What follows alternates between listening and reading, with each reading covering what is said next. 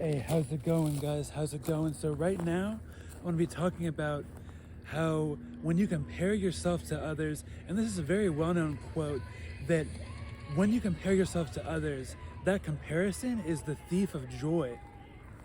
And I believe there was even a quote from I think it was Adolf Hitler. He said, "To compare yourself to anyone else besides yourself is to do yourself a great disservice." I don't know if that's the exact quote word for word, but it was something like that. And as you can see right now, I got this beautiful sunset going on behind me. It's about to go away, but just seeing that sun right over the horizon there is beautiful. But anyways, I find myself comparing myself to other people way more often than I should, whether it be my friends, my family, especially other influencers.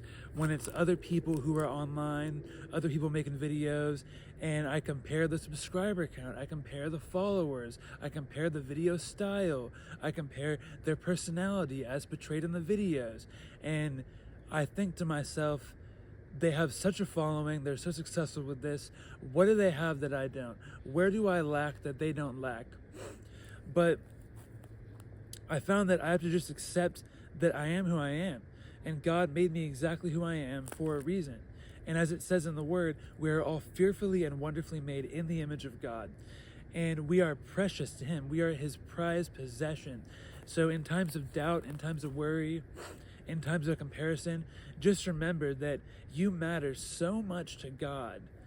Why would you want to compare yourself to other people who don't even know God, who don't even believe in God? They probably don't even believe in themselves. And if they do, then that's great. Or they could be putting on a front and they're just really, really good at hiding it. So what I've realized, especially walking with God the past few years, is every single person is flawed. Everyone has sin. Everyone has something. If it seems like this person has it all, they don't. If it seems like they don't struggle, you're mistaken, because usually the people where it seems like they don't, they're just better at hiding it, and that's where that comes from. Like, here's an example. You would think that being a famous celebrity, or being a rock star, being an A-list actor, being the hottest rapper, dominating the charts, you would think that that would give you all the happiness and quote-unquote success you would want.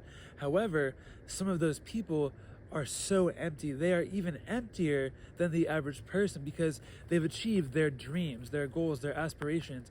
They have riches, they have love, or I guess lust, or whatever they would want as far as that area goes.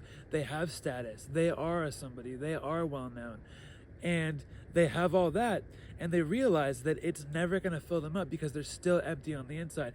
So in a big way, I feel like a lot of these people, they actually feel worse because they have the crazy mansion in the hills, they have a Rolls Royce, they have a Lambo, they've been with the Instagram model, they've been with the OnlyFans girl, they've had the real custom made jewelry, they've had platinum on platinum on platinum hits over and over again.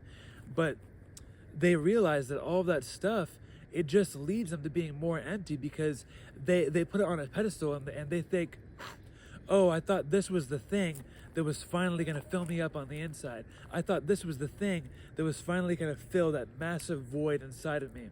But that massive void is only going to be filled by a personal relationship with Jesus Christ.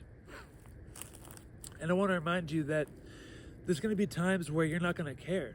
There's going to be times where you're not going to want to follow God. There's going to be times where you're very discouraged. And there might even be times where you genuinely doubt the faith, or you might think, why did I even become a Christian? This is so annoying. I don't want to deal with this, all these regulations. And that's just your flesh. And I just want to remind you that if your flesh is fighting it, that's a good thing. Like when my brothers call me out, when my brothers say, hey, what are you doing, man? You're being an idiot. Or, oh, you shouldn't talk to that girl. You don't need that. There's times when I get offended, or my pride will come out and I'll be like, oh, who is this guy to tell me that? But I got to humble myself. And I got to realize that my brothers care about me and they love me and they want me to grow in the spirit, not in the flesh. So I hope this video blessed you or helped you out in some way. Go ahead and like and subscribe if you have not already. Have a blessed night.